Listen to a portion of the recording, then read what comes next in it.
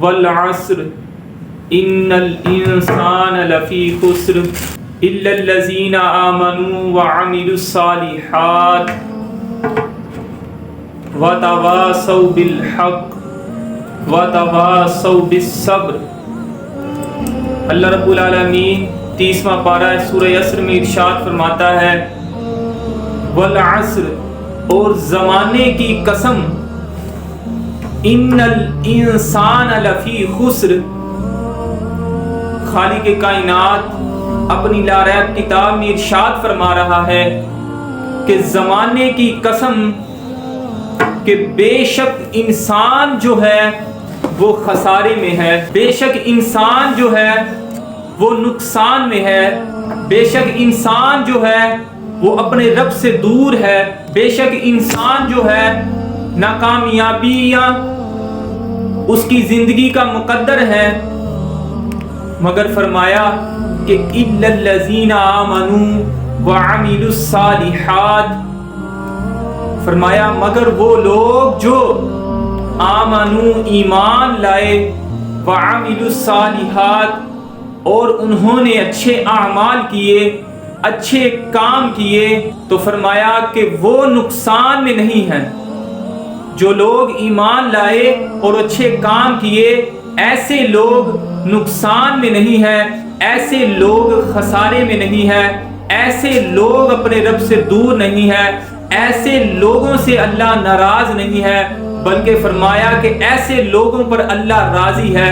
ایسے لوگوں پر اللہ خوش ہے کہ جو ایمان لائے اور اس کے بعد اعمال صالحہ کیے، یعنی کہ ایمان لانے کے بعد جو دوسرا مرتبہ ایمان کے مکمل ہونے کا ہے، کامل ایمان والا ہونے کے لیے یہ ضروری بات ہے کہ بندہ ایمان لانے کے ساتھ ساتھ اچھے اعمال بھی کرے،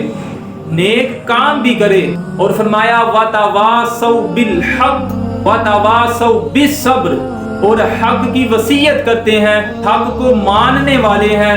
اور صبر کی وصیت کرنے والے ہیں، صبر پر استقامت رکھنے والے ہیں، اللہ اور اس کے رسول کی رضا کے لیے نیکی کی دعوت پھیلانے والے ہیں۔ آج اس پرفتن دور میں ہم یہ دیکھتے ہیں کہ ہمارے گھروں کا ماحول ایسا ہے کہ آج نیکی کی دعوت تو پھیلانا دور کی بات ہے، آج ہمارا رب ہم سے اتنا ناراض ہے کہ ہمیں خود بذات خود ہمیں نیکی کی توفیق نہیں ملتی۔ ہمارا انتخاب لوگوں کی رہنمائی کے لیے کیا گیا، لوگوں کو بھلائی کے راستے پر لانے کے لیے کیا گیا، مگر آج ہمارا حال یہ ہے کہ ہم خود راہ سے بھٹک چکے ہیں، ہم خود نیکی کی راہ سے بھٹک چکے ہیں، ہم دنیاوی خواہشات کے پیچھے لگ چکے ہیں، جس کی وجہ سے ہمارا ایمان کمزور ہو گیا۔ اور آج موجودہ دور کے حالات کسی سے مخفی نہیں ہے، جو آج دور حاضر میں ان ایام میں ہو رہا ہے کہ کریم آقا علیہ الصلوۃ والسلام کی ناموس رسالت پر جنہوں نے ڈاکہ مارا، بجائے اس کے ان پر سختی کے ساتھ کارروائی کی جائے، جو ناموس رسالت کے پہرے دار ہیں، جو اللہ اور اس کے رسول کے احکامات کو نافذ کرنے والے ہیں، جو اللہ اور اس کے رسول کو ان کے احکامات کو نافذ کروانا چاہتے ہیں، ان لوگوں پر تشدد کیا جا رہا ہے، ان لوگوں پر ظلم کیا جا رہا ہے۔ اتنی مہنگائی ہو جانے کے باوجود مسلمان گھروں سے نہیں نکلے، مگر جب ناموس رسالت کی بات آئی تو ہر کوئی اپنے گھر سے نکلا۔ یہ اس بات پر ثبوت ہے، اس بات پر دلالت کرتی ہے کہ یہ لوگ کوئی نقصان نہیں چاہتے، یہ لوگ کسی دنیاوی غرض سے نہیں آئے، بلکہ ان کو تو لایا گیا ہے اور یہ اپنے نبی کے دیوانے ہیں۔ اور جن لوگوں نے موجودہ حکومت کے وزیر اعظم کو ووٹ دیا،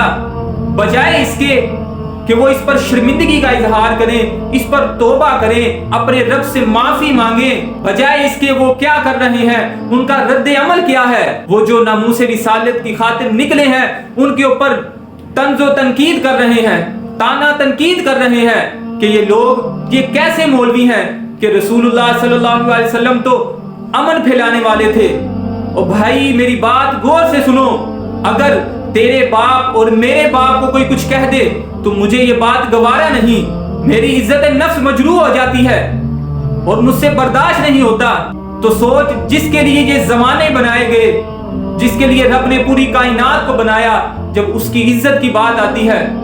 اور تو اگر گھر سے نہیں نکل سکتا تو تیرا ایمان اتنا کمزور ہو چکا ہے کہ جو ناموس رسالت کی خاطر گھر سے نکلے ہیں تو ان کو باتیں کرتا ہے۔ تجھے افسوس آنا چاہیے اپنی زندگی پر۔ میں تو کہوں گا کہ لعنت ہے ایسی زندگی پر، لعنت ہے ایسے جینے پر جس میں ناموس رسالت کی محبت نہیں ہے۔ جو ناموس رسالت سے پیار کرنے والے ہیں ان لوگوں کے لیے محبت نہیں ہے۔ شخص سے ملاقات ہوئی تو وہ کیا کہہ رہا ہے، جواب سنیں ذرا۔ جی آپ صلی اللہ علیہ وسلم تو امن پھیلانے والے تھے، لوگوں نے پتھر بھی مارے پھر بھی ان کو معاف کر دیا، تو آج یہ مسلمان آپس میں انتشار پھیلا رہے ہیں۔ یہ بات کرنا ایمان کی کمزوری کی نشانی ہے۔ میرا یہ سوال ہے، اگر ناموس رسالت پر بات آ جانے پر مسلمان اس کے خلاف آواز نہیں اٹھائیں گے تو کیا کافر اس کے خلاف آواز اٹھائیں گے؟ کیا مشرکین اس کے خلاف آواز اٹھائیں گے؟ اگر مسلمانوں ہی نے اپنے نبی کی عزت کی خاطر نہیں بولنا تو کون لوگ بولیں گے؟ اور وہ زمانہ کی زمانہ برباد ہو رہا ہے، موجودہ دور کے حالات خراب ہو رہے ہیں، ان کو یہ ہنگامی صورت نہیں اپنانی چاہیے۔ ہنگامی صورت آئی کیوں؟ کہ عہد شکنی کی گئی جس کی وجہ سے ہنگامی صورت آئی۔ تم لوگ یہ کیوں نہیں کہتے کہ وہ وزیر اعظم جو لعنت کا مستحق ہے، وہ اتنے لوگوں پر ظلم و ستم کر رہا ہے، اس ایک بے غیرت کو، اس ایک لعنتی کو اپنے ملک سے نکال نہیں سکتا؟ کیونکہ یہ بھی ان کے تلوے چاٹتا ہے، یہ بھی ان کے ساتھ کا ہے۔ اور یہ ان کے ساتھ کا کیوں ہے؟ کیونکہ اس کے دل پر مہر لگی ہے اور یہ اس سے پلٹنے والا نہیں، کیونکہ اس نے نبی صلی اللہ علیہ وسلم کے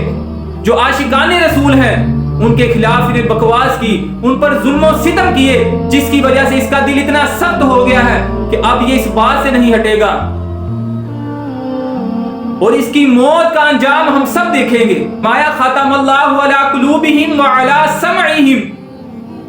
وعلی ابصارہم غشاوہ ولہم عذاب عظیم۔ ان کے دلوں پر مہر لگی ہے، آنکھوں پر پردے پڑے ہیں، کانوں پر مہر لگی ہے، اور ان کے لیے دردناک عذاب ہے۔ نبی علیہ الصلوۃ والسلام جب تبلیغ کرتے تھے نا تو کفار ایمان نہ لاتے تو غمزدہ ہو جاتے، تو اللہ رب العزت نے فرمایا کہ حبیب صلی اللہ علیہ وآلہ وسلم آپ غمزدہ نہ ہو، یہ لوگ تو ایسے ہیں، انہوں نے آپ کا انکار کیا، انہوں نے میرا انکار کیا، آپ کے دین کو جھٹلایا، آپ کا نبی ہونا جھٹلایا، اس کی وجہ سے ان کے دلوں پر مہر لگ چکی ہے، اب یہ ایمان کی طرف نہیں لوٹیں گے۔ تو اس لعنتی کا دل ایسا ہو چکا ہے اور یہ لعنت کا مستحق ہے، کیونکہ نبی علیہ الصلوۃ والسلام نے فرمایا جس نے میری سنت سے محبت کی اس نے مجھ سے محبت کی، من احب سنتی فقد احبنی ومن احبنی کان معی فی الجنہ، جس نے میری سنت سے محبت کی اس نے مجھ سے محبت کی، اور جس نے مجھ سے محبت کی وہ جنت میں میرے ساتھ ہوگا۔ اور یہاں پر میں بات بتاتا چلوں، جس نے نبی سے غداری کی، جس نے نبی کی ناموس رسالت پر کھڑے ہونے والے لوگوں پر ظلم و تشدد کیا، اس نے حضور صلی اللہ علیہ وآلہ وسلم سے غداری کی، اور وہ کل بروز قیامت جہنم میں ہوگا۔ تو خدارا کم از کم اتنا ضرور کریں، اگر ہم گھر سے باہر نہیں نکل سکتے، جو عاشقان رسول صلی اللہ علیہ وآلہ وسلم ناموس رسالت کی خاطر اس پر پہرا دے رہے ہیں، ہمارا ایمان کم از کم اتنا تو ہو کہ ہم ان کے خلاف بات نہ کریں، بلکہ جو بات کرے اس کی بکواس کو روکیں۔ آیا کہ انسان خسارے میں ہے، والعصر ان الانسان لفی خسر، انسان بے شک خسارے میں ہے، مگر جو ایمان لایا اور اچھے کام کیے وہ کامیاب ہے۔ اور ہم نے یہ دیکھنا ہے کہیں میرا ایمان کمزور تو نہیں۔ اس موقع پر آ کر، اس امتحان کی گھڑی پر آ کر مجھے بازاروں میں جانے کی پڑی ہے، مجھے شاپنگ کرنے کی پڑی ہے،